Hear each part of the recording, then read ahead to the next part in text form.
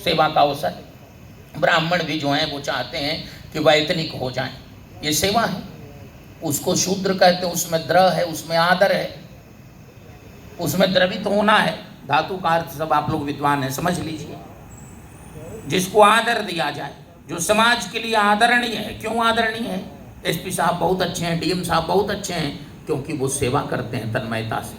पूरे जिले के लोग उन पर लट्टू होते हैं। तो जो अपनी सेवा के कारण समाज के आदर का सहज भाजन हो, पात्र हो, वो शूद्र है।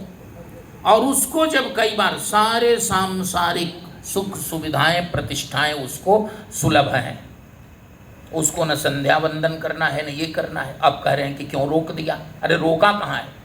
लेकिन आईजी साहब, एसपी साहब यदि 3-3 घंटे गायत्री पुरुष चरण रोज करने लगे तो फिर जिला का क्या होगा?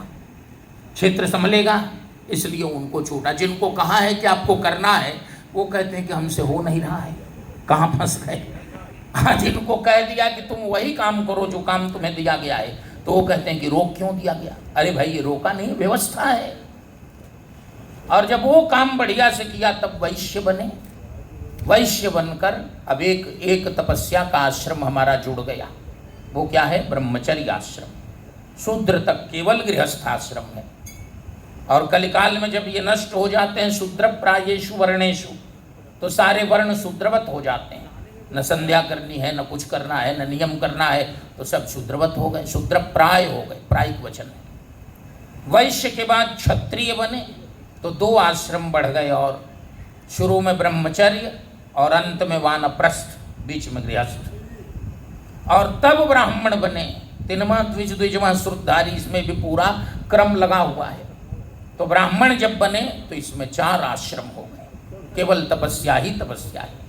आरंभ में कठोर ब्रह्मचर्य, मध्य में गृहस्थ, गृहस्थ में भी जो भोग इत्यादि की बात महाराज ने कही, पावा राजकोष इत्यादि इत्यादि, किस तिथि को घर में जाना है, किस तिथि को किसका स्पर्श करना है, नहीं करना है, ये सब है ना। और उसके बाद वानप्रस्थ, और वानप्रस्थ के बाद कठोर संन्यास, दंड संन्यास। एक वृक्ष के नीचे भी 1 दिन से 1 रात से अधिक नहीं रहना। इतना कठोर धर्मशास्त्र। ये वर्णाश्रम सदाचार है। संपत्ति पर, समृद्धि पर एक व्यक्ति का एकाधिकार नहीं रहेगा। ये रोटेशनल रहेगा। आते जाइए, लेते जाइए और बढ़ते जाइए, और क्रम से सबको अर्थ और परमार्थ दोनों की प्राप्ति हो। ये अभ्युदय निःश्रेयः सिद्धि स धर्म, ये धर्म है। इस धर्म को कैसे छोड़ेंगे?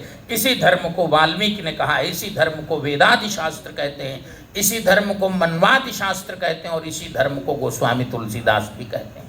धर्म हेतु अवतरे गोसाई, है ना। धियम इरयति, ये नहीं कि इतने दिनों से पूजा कर रहे हैं, कुछ मिला नहीं, तो अब इसको चेंज कर दें, गुरु को बदल दें, ईश्वर को बदल दें, मंत्र को बदल दें, दल को बदल दें, तब तो हुआ धर्म। इसलिए धृति, करोड़ों करोड़ों जन्मों तक तपस्या करते रहो, लेकिन स्वधर्मे निधनम श्रेयः। और भगवान राम इसी धर्म के धीरोदात्त नायक हैं। इसलिए गोस्वामी जी के राम को समझना है तो वैदिक दृष्टिकोण और वैदिक परंपरा को समझना चाहिए, और अपने भारतीय आचार्यों का अधिक से अधिक हम सेवन करें, तो हमारी बुद्धि किसी उचित दृष्टि को प्राप्त कर सकेगी।